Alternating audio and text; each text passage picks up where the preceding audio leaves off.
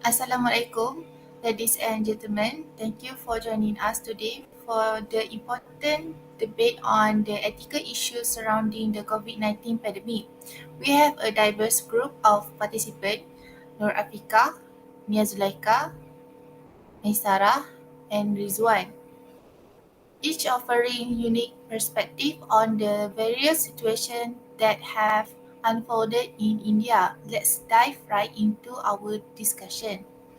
Question A. The decision made by the government of India to declare India win against COVID-19 or that there was uncertainty of the real situation. We start with Okay. Rizwan. Okay. Thank you. For me, I don't agree because the decision to do is very inappropriate to make. This is because of various factors or effect and consequences that must be considered first before the Indian government decide to make the announcement. Among the effect and causes of the Indian government making the decision are potential consequences for public health. Other than that, the decision that Indian government do also give impact on international relations. The COVID-19 pandemic has had a significant impact on international relations in a number of ways. So, what do you think, Mai? I think I agree with this statement. This is because, notwithstanding the appropriateness of government of India's choice to declare India victorious against COVID-19, there remain important issues that require attention. The economy, healthcare system, and general well-being of populace have all suffered greatly as a result of the pandemic.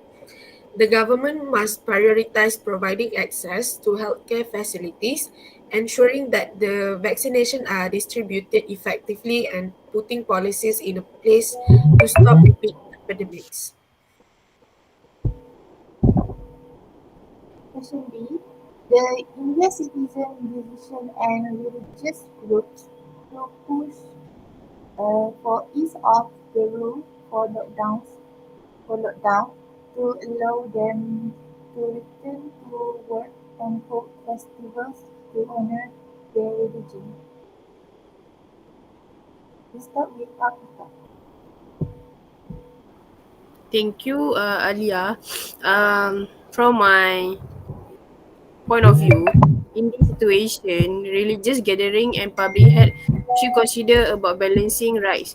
While the right to practice one religious is important, it needs to be balanced against the potential risks to public health during religious gatherings. Ethical consideration involve finding a balance that respect religious freedom while safeguarding public well-being.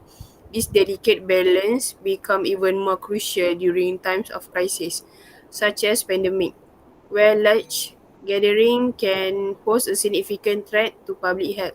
Governments and religious leaders must work together to establish guidelines and protocols that allow for the exercise of religious freedom while minimizing the risk of spreading infectious diseases. What about Mia? Sorry.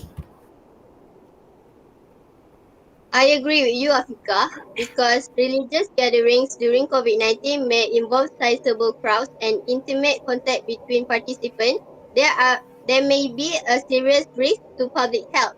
Religious institutions must put their members' safety and well-being first by looking into alternate strategies like online services or outdoor events with rigorous social distancing policies. Question C. The decision by the government of India to ban the export of vaccine to other countries when there is a shortage of vaccine for local usage. Maisara? No, this question is for Mia. Oh, Mia? Sorry. Thank you, Alia. In my opinion, India government ban on vaccine export was a mistake. I understand why the government took this step. With the devastating second wave overwhelming the healthcare system, securing domestic supplies was critical. India has signed legal contracts to provide millions of vaccine doses to other countries. By suddenly banning export once India began facing shortages, they clearly violated this contractual obligation in a very serious way. India is the world's largest vaccine manufacturer and many countries were relying on these promised supplies for their own vaccination programs. By going against its commitments, India undermined global cooperation and vaccine equity at a critical moment.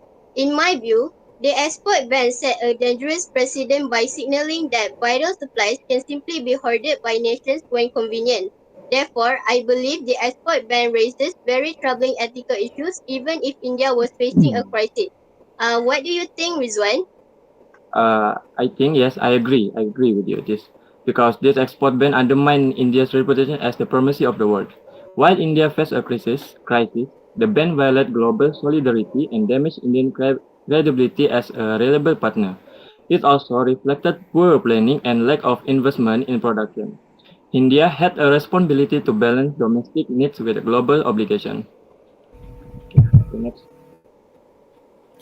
The question, the decision by vaccine manufacturers to breach the contract that they have entered into instructed by the government of India.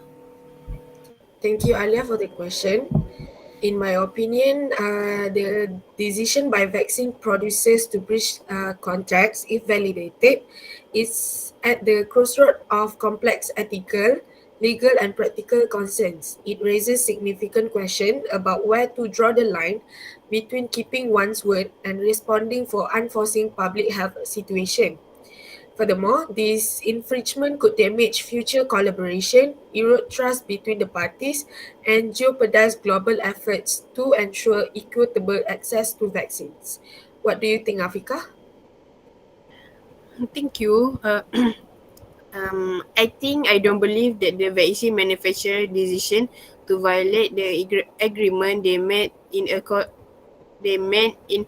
accordance accordance with the Indian government instructions is the right course of action in this case. But prioritize pri- Prioritizing. prioritizing public health is important, but so is upholding agreements made in contracts and fostering trust. It is recommended that vaccine manufacturers and the government collaborate to identify a mutually beneficial solution that guarantee timely vaccination of the population. Question E, the decision made by other countries to ban the export of raw material to produce vaccine to India in retaliation for the act by India vaccine manufacturers. Thank you, Alia. I do agree with this kind of thing. This is because the ban will impact not only India but also a global vaccination landscape, given that Indian vaccine manufacturers had agreed to export 8.5 million vaccines under diplomatic agreement and a total of 51.3 million vaccines under business agreement with other countries by early 2021. This retaliatory move would exacerbate the vulnerability of populations to COVID-19 with the slowdown in vaccine production resulting in a delayed vaccination rollout. What do you think, Rizwan? Thank you, Mia. The decision made by other countries to ban the export of raw material to produce vaccines to India in retaliation for the acts by Indian vaccine manufacturers. This decision has severely impacted India's vaccine production capabilities, leading to a shortage of vaccines within the country. As a result, India is now facing challenges in meeting the vaccination demands of its own population amidst the ongoing pandemic. Last question, if the same situation happened in Malaysia, what would be the ethical way to handle the situation? Thank you, Alia. In my opinion, Malaysian ethical response require a multifaceted approach informed by robust facts and figures. Emphasizing transparent communication, Malaysia can learn from the India experience, where a premature declaration of victory against COVID-19 and subsequent large-scale political rallies and religious festival contributed to a devastating second wave. What about Uh, you, Osman? okay, thank you. For my opinion, if the same situation happened in my country, Malaysia, Malaysia should approach vaccine shortage with a focused, equitable global distribution and avoid imposing ban on export. To address legal concern with vaccine manufacturers, Malaysia can establish transparent legal processes, ensuring fair resolution without resorting to retaliatory measures. That's all from me. Thank you everyone for your insightful contribution. These ethical dilemmas highlight the complexity of decision making during a global health crisis.